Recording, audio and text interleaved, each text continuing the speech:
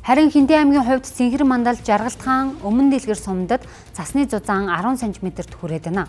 Өмнө аймгийн хэмжээнд төр шатхууны хязгаарлалтаагаар олгож байгаа тул шуургатай үед хол зам зорчихгүй байх техникийн бүрэн бүтэн байдлаа хангахыг малчид иргэдэд анхааруулжээ. Өнөө шөнө бол маргааш өдөртөө их нутгаараа салхины эрч уулт дээр 6-аас 11 м/сек байгаа тул явган шуурах төлөвтэй байгаа. Дараагийн процессын дотор 11 сарын 15-6-наар зарим газраар цас орох төлөвтэй байгаа. За өнөөдрийн их засны статутай холбоотойгоор нутгийн нийт нутгаараа болох дээр хүйтэн ирч чангарч байна. Сумдад бүх шатанда шуурхай штабуудыг байгуулуулан 24 цагаар үүрэг гүйцэтгэн шуурхай штабын утсыг бэлтгэл бэлэн байдлыг хангуулан ажиллаж байна.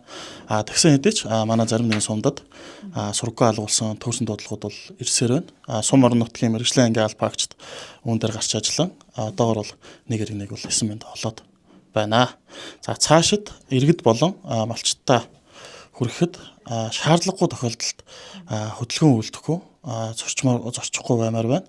Хоёрдугаар гэх юм бол орон нутагт түл шатхууны нөөц хомсдолд орох эрсдэлтэй лимиттэй өгж байгаа учраас хөдөлгөөнд гарахынхаа өмнө өөрсдийнхөө бэлтгэл бэлэн байдлыг ханган одоо өөрсдийн шатхууныг тооцоолмоор байна.